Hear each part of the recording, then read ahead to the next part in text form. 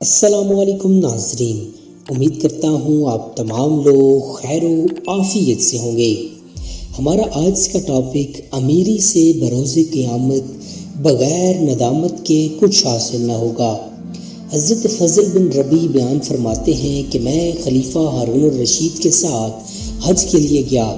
حج سے فارغ ہونے کے بعد ہارون الرشید نے مجھ سے کہا کہ اگر مردان حق میں سے کوئی یہاں موجود ہے تو ہم اس کی زیارت کے لیے چلتے ہیں۔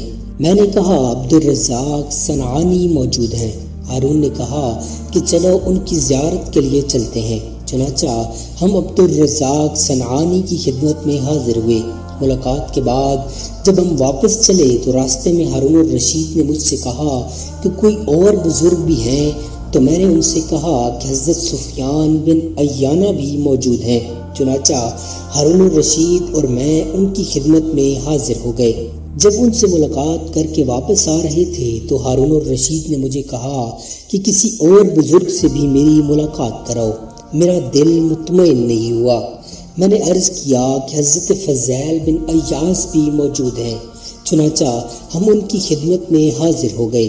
حضرت فضیل بن ایاس اس وقت گوشے میں قرآن مجید کی تلاوت پہ مشغول تھے۔ میں نے دستک دی تو آواز آئی کہ کون ہے؟ میں نے عرض کیا کہ اے امیر المومنین، آپ سے ملاقات کے لیے تشریف لائے ہیں۔ آپ نے فرمایا کہ مجھے اس سے کیا سروکار؟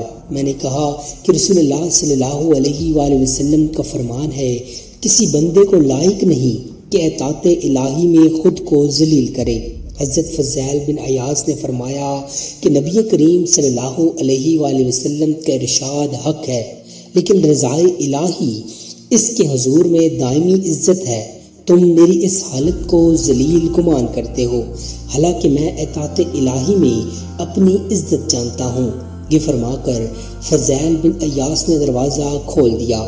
حضرت فضل بن ربیع فرماتے ہیں کہ میں اور ہارون الرشید اندر داخل ہوئے تو حضرت فضیل بن ایاس نے چراغ گل کر دیا اور خود ایک کونے میں جا کر کھڑے ہو گئے۔ اس دوران مصافحہ کرتے ہوئے ہارون الرشید کا ہاتھ جب حضرت فضیل بن ایاس سے مس ہوا تو انہوں نے فرمایا، افسوس، کتنا نرم و نازک ہاتھ دوزخ میں جلے گا، کاش یہ ہاتھ خدا کے عذاب سے محفوظ رہتا۔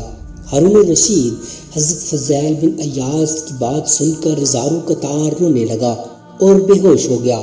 جب ہوش آیا تو حضرت فضیل بن ایاس سے نصیحت کی درخواست کی۔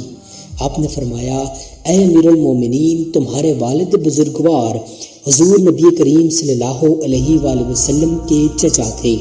انہوں نے حضور نبی کریم صلی اللہ علیہ وآلہ وسلم سے درخواست کی کہ مجھے قوم پر امیر بنا دیجئے۔ حضور صلی اللہ علیہ وآلہ وسلم نے ان سے فرمایا کہ میں نے تم کو تمہاری جان پر امیر بنایا ہے، کیونکہ اگر تمہاری ایک سانس بھی اطاعت الہی میں گزرے گی تو وہ اس سے بہتر ہے کہ ہزاروں لوگ تمہاری اطاعت کریں۔ اس لیے امیری سے بروز قیامت بجز ندامت کے کچھ حاصل نہ ہوگا۔ خلیفہ ہارون الرشید جب آپ سے رخصت ہوا تو اس نے برملا اظہار کرتے ہوئے کہا کہ حضرت فضیل بن ایاس واقعہ صاحب فضیلت بزرگوں میں سے ایک ہیں۔ امید کرتا ہوں آپ کو ہماری آج کی ویڈیو پسند آئی ہوگی۔ مزید ایسی انفارمیٹیو ویڈیوز دیکھنے کے لیے چینل کو سبسکرائب کر لیجیے۔ جزاک اللہ خیرہ۔